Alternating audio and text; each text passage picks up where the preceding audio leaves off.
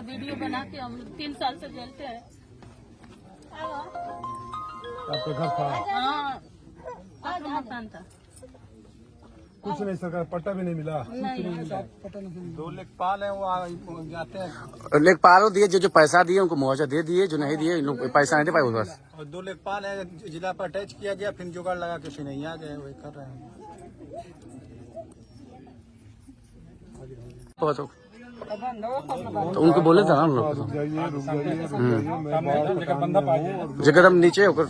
ठीक है, कहाँ समस्या बताओ इनके। ये टूट गया। पट्टा भी नहीं मिला है। हम लोग को 5 वर्ष के गिरल मिलल नहीं है, 7 साल के जगह ना है, कहो गो वाटर है उस पर कहला लोग।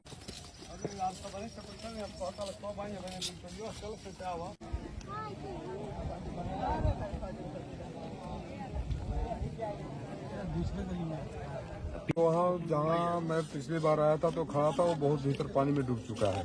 ठीक है ना, एसडीएम का तो फोन बड़े आदमी उनका उठता नहीं है। यहाँ इन लोगों का कहना ये है, आप संज्ञान में ले लीजिए कि 25-30 घर ऐसे हैं जिन्होंने पैसा नहीं दिया, तो उनका वीडियो भी रखे हैं, जो मकान था जो डूब रहा था, उनको ना मुआवजा मिला ना कोई राहत मिली। और उस समय एक लेखपाल जो थे, जिससे पैसा दिया उसका मुआवजा मिल गया, उसका पट्टा मिल गया। तो बिनतोलिया में कितने लोगों को मकान मिला, मतलब पट्टा मिला है, और कितने लोगों को नहीं मिला है, और नहीं मिला तो क्यों नहीं मिला है, इसकी एक जांच हो जाती है आपका स्तर से, और उनको राहत मिल जाता है जो डिजर्व करते हैं। जी हाँ, बता रहे हैं लोग। 35 लोग हैं। जिम्मेदारी की जो लोग बचे हैं, ये वर्तमान लेखपाल है, वर्तमान है इनके पूर्व वाले, इनसे काम लिया जाए, काम करेंगे ईमानदारी से।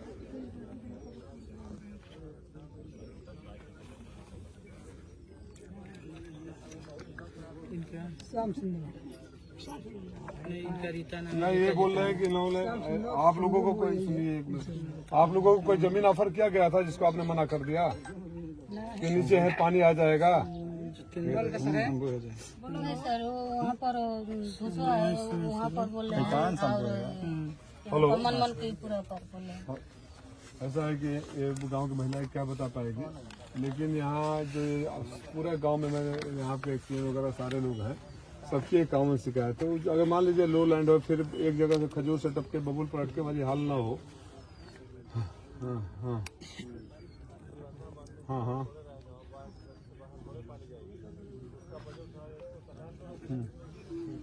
हाँ हाँ, करवा दीजिए, क्योंकि एक चीज तो बड़ा अजीब सा लग रहा है जो आपके हाथ में हमारे हाथ में दोनों में नहीं है।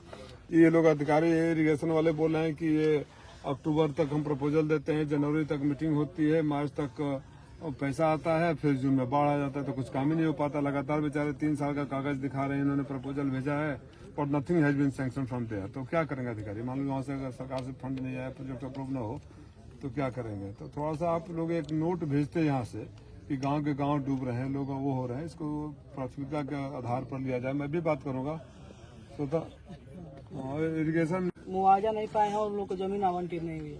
और यहाँ के जो पूर्व लेखपाल थे, तो वे लोग जो लोग पैसा देते थे उनको जमीन आवंटित करते थे, और उन लोग के खाते में जो पैसा सरकारी कोटे से राहत आती है उसको देते थे। जो पैसा नहीं दिए उनको नहीं मिला। कौन थे लेखपाल?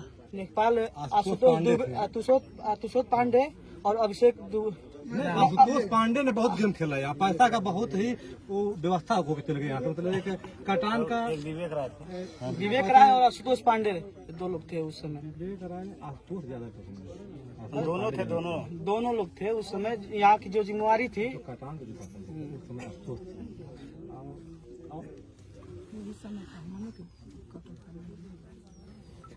स्वीकृत नहीं हुआ, ये भी स्वीकृत नहीं हुआ सर। 22-23 में हम लोग 19.25 और 19.65 की 2 परियोजना, 23-24 में अब चूँकि गांव नई बस्ती कट गई थी तो हम लोग केवल पुरानी बस्ती के लिए हम लोग दिए 22.43%। इसमें लॉजिक ये लगाया जाता था कि जैसे बाढ़ पीरियड में पानी भर जाएगा तो फिर ये आपका कराया हुआ काम अगर क्षतिग्रस्त होता है तो आप कैसे काम कराने जाओगे, मटेरियल कैसे उपलब्ध होगा।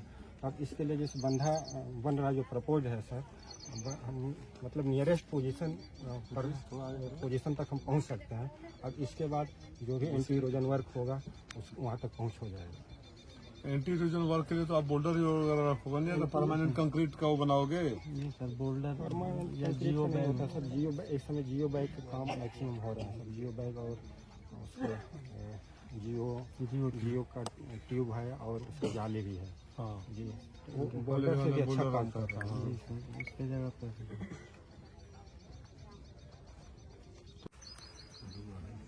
वो आगे अम्बेडकर जी की मूर्ति थी, उसका चली गई।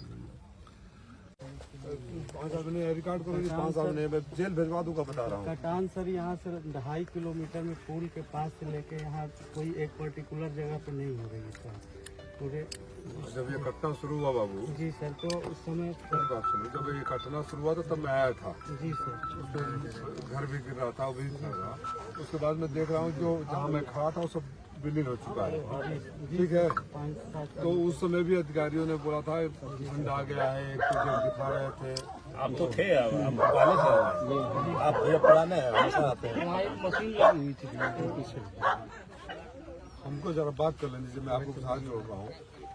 उस समय भी अधिकारियों ने बोला स्वीकृत हो गया है, 16,000 करोड़ आ गया है, इतना वो हो गया है। मैं ये जानना चाहता हूँ 4-5 सालों में आप सोच समझ कर बोलिएगा, अगर कोई वहाँ से राहत नहीं आया है तो ये आवाज़ यहाँ नहीं, लखनऊ और दिल्ली तक पहुँचेगी और सरकार घेरी जाएगी, तब तलवार आपको पर गिरेगी। क्या पैसा आ गया, आप खा गए? क्योंकि दिख तो यहाँ नहीं रहा कुछ, बताओ कुछ दिख रहा है? तो मतलब इसको रोकने के लिए कोई कुछ आया काम नहीं था हुआ। सर, इसमें 2 बार प्रोजेक्ट स्वीकृत हुए थे। जो है नदी को खुद का चैनल बनाने के लिए, चैनलाइजेशन के लिए जो है स्वीकृत हुआ था। ड्रेजिंग मशीन आई थी और वो एक पाथ डिसाइड हुआ था, उस पाथ पे चैनलाइजेशन का काम हुआ था। कुछ भी फायदा नहीं हुआ। उस ड्रेजिंग मशीन को उधर चलाया गया, उस तरफ उस पार चलाया गया।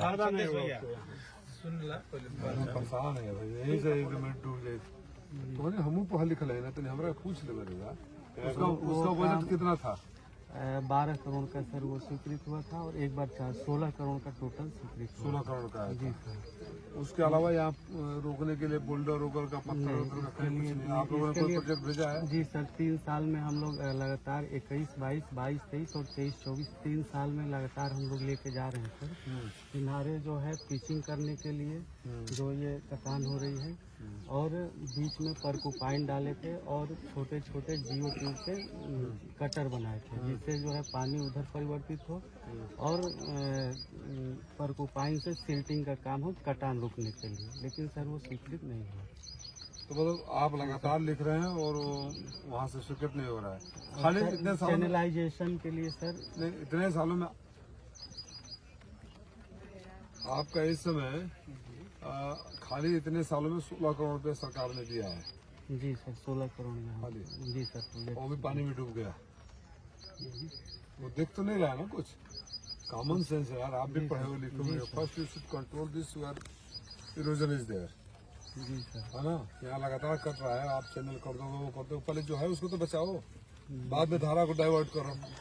जी सर, उसके लिए ही सर वो पिचिंग का, और उसके लिए हम लोग सर ये किनारे स्लोप पिचिंग करने के लिए, ताकि ये अभी 1 मिनट तो रिएक्शन के कितना मिनट होला हो? हमको जल्दी बढ़ के आइए। आए हैं यहाँ पर, नदी कटान कर रही है, आवास की लोगों की समस्या, क्या कुछ मामला पूरा? मेरे लिए व्यक्तिगत रूप से पीड़ादायक है। मैं कुछ वर्ष पहले यहाँ आया था और आप लोग गवाह है, जब ये कटान शुरू हुआ था और गांव के गांव डूब रहे थे, लोगों को रहने का जगह नहीं था। स्कूल में कुछ लोग शरण लिए हुए थे, खाने पीने का सामान नहीं था, तो हम लोग खाद्य सामग्री लेकर आए थे, त्रिपाल लेकर आए थे। और उसको भी आप मीडिया के साथियों ने जब दिखा दिया तो आप ही लोगों के पीछे प्रशासन पड़ गया। ये वो निचला स्तर था सरकार चलाने का। उससे भी विभत्स स्थिति आज ये है कि मैंने तो सिंचाई विभाग के अधिकारियों को इसलिए बुलाया था कि इनसे समझूंगा, अगर ये नहीं कर रहे होंगे तो इनके खिलाफ कार्रवाई की अनुशंसा करूंगा, लिखूंगा, बात करूंगा। लेकिन ये दिखा रहे हैं कि पिछले 3 सालों से लगातार इस इलाके को बचाने के लिए सरकार को प्रपोजल भेज रहे हैं, लेकिन अंधी गूंगी बहरी सरकार जो भाषणों में ज्यादा यकीन रखती है, मीडिया में ज्यादा यकीन रखती है, हमारे गांव के गांव डूब रहे हैं, इस बात को मैंने पार्लियामेंट तक में उठाया था और यहाँ कुछ भी नहीं हुआ और लोग अभी भी बेघर हैं। और कभी भी जहाँ हम लोग खड़े हैं कल आएंगे तो शायद ये जमीन रहेगा नहीं रहेगा इसकी भी कोई गारंटी नहीं है।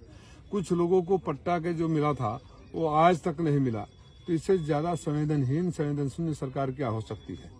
और अगर आप बात उठाओ तो आपके ऊपर कार्रवाई करते हैं, मुकदमे करते। इसलिए आज मैं सांसद के रूप में आया हूँ, अब जरा कार्रवाई या मुकदमे करें। मैं प्रशासन से बात करूंगा। स्वतंत्र देव सिंह तो सेंसिटिव मिनिस्टर उनको समझता हूँ मैं आज अभी तक, और अगर वो नहीं करेंगे इस पर और 3 साल से अगर उनके संज्ञान में है नहीं हो रहा है तो ये भी बड़ी दुर्भाग्यपूर्ण है। तो इसमें इस प्रोजेक्ट को नहीं सैंक्शन करने से किन अधिकारियों का हाथ रहा, किन अधिकारियों के अपनी पर्सनल एजेंडा रहा, उन पर भी कार्रवाई होनी चाहिए। यहाँ पर कितने लोग हैं जो उनका घर बह चुका है लेकिन अभी तक उनको जमीन आवंटित तो नहीं? मेरे को सामने 25-30 मिले कि जमीनी आवंटित नहीं है। मैंने अधिकारी से बात किया तो उन्होंने बोला चकबंदी करवा रहे हैं, उसको अलर्ट करेंगे। जिनका आसियाना उजड़ जाता हो पानी में, बरसों लग जाते हैं घर बनाने में, उसके ऊपर क्या बीत रही होगी। रात को बेचारे सोएंगे, सुबह उठेंगे कि तो उनका घर रहेगा कि नहीं रहेगा, उनके परिवार के लोग रहेंगे नहीं रहेंगे, इस बात की गारंटी न हो। वो सरकार सो रही हो 3 सालों से। माननीय मुख्यमंत्री जी से भी मैं अनुरोध करूंगा कि आपके पड़ोस का जिला है, आपके बगल में है, इतनी तो संवेदनता होनी चाहिए कि अगर आपके सरकार के पास लगातार 3 साल से प्रपोजल जा रहे हैं तो आपकी कौन सी व्यवस्था है, क्यों हमारे इलाके के लोगों को आप मारना चाहते हैं, इसकी जवाबदेही तो सरकार की बनेगी।